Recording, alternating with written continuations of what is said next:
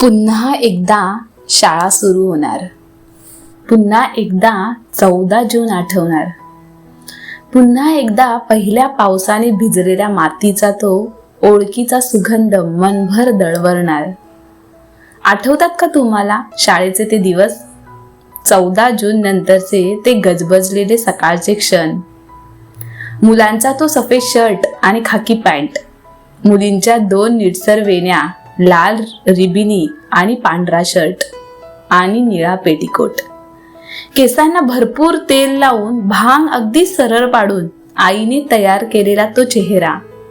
वर्षानुवर्ष तोच ड्रेस, पण प्रत्येक वर्षी तो नवीनच वाटायचा, नाही का? बाहेर मुसळधार पाऊस कोसळत असायचा आणि हातात छत्री किंवा अंगावर रेनकोट असायचा. पाण्यातून चालताना होणारा छप छप आवाज आणि त्या आवाजात मिसळलेल्या मित्रमैत्रिणीच्या अखंड गप्पा आठवतात का तुम्हाला? यंदा आपले वर्गशिक्षक कोण असतील? सोनावणे मॅडम नकोत रे बाबा, कानिटकर सर हवेत. वाघ सरांचा तर रुबाबच भारी.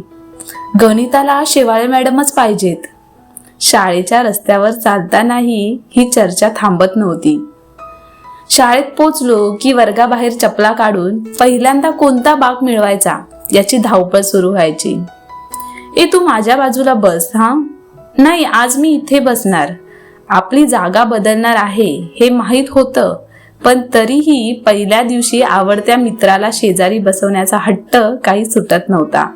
आणि मग ज्या शिक्षकांना आपण आवडत नव्हतो तेच वर्ग शिक्षक म्हणून आत आले की सगळ्यांचे चेहरे एका क्षणात पडायचे. नवीन पुस्तकाचा तो सुगंध, हा हा हा. आज इतकी वर्ष झाली तरी त्या पुस्तकांचा वास अजूनही नकळत मनात दरवळतो.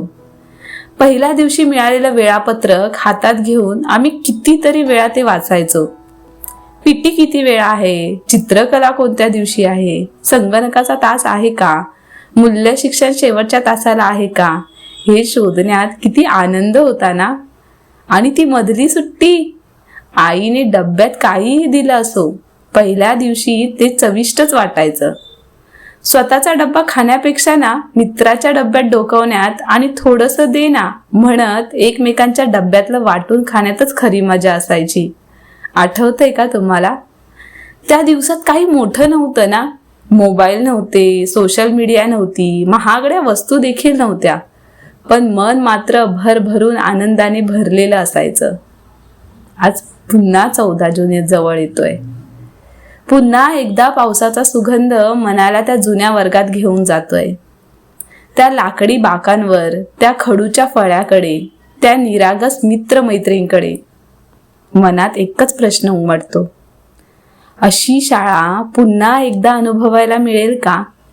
की आता आयुष्यभर फक्त त्या आठवणीच्या बाकावर बसूनच त्या दिवसांना भेटत राहायचं?